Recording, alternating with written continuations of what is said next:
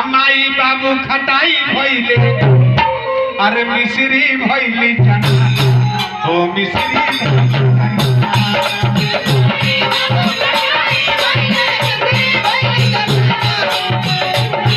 अरे अम्माई बाबू खटाई मिश्री भइली ओ मिश्री भइली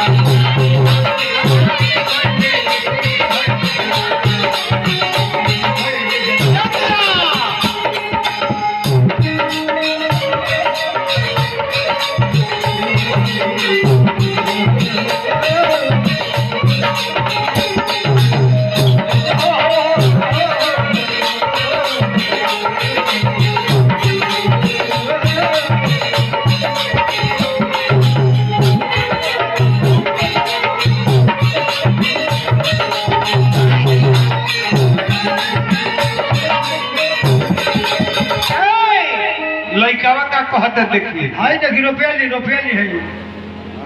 हाय देखिए हमरा समधीन हमसे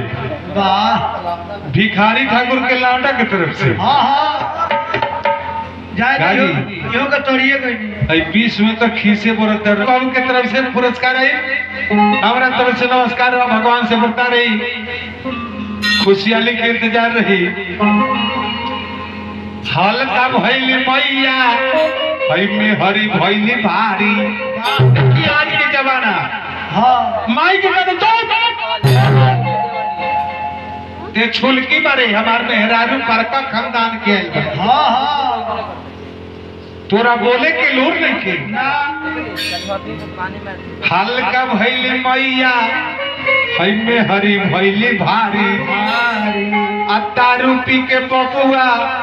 हई देत बरन गाड़ी पलंग ऊपर में हरी सूते अरे पलंग ऊपर बहुआ सूते अरे माई बनाओ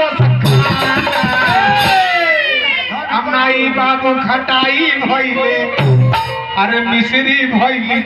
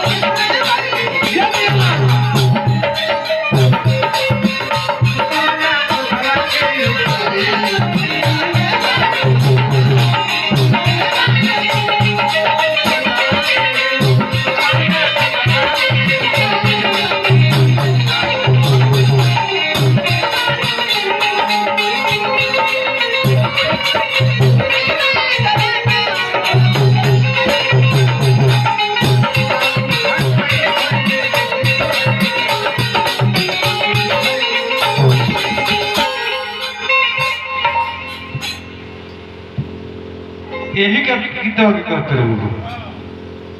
जौन गावत है फिर से कहे शुरू से वाह तो शुरू न अरे जटीन न बबुआ मार तर झारू असुत उठ के बबुआ है पियतर दारू काम करे के पहुआ चाह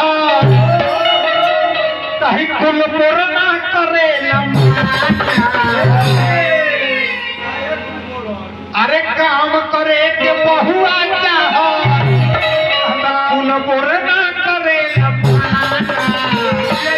अम्माई बाबू खटाई भइले अरे मिश्री भइली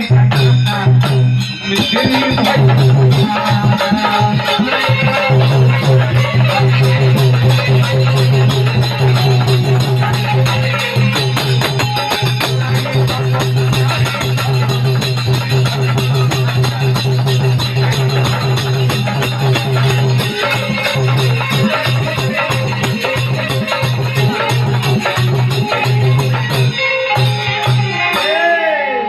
अब कथा कहानी सुनी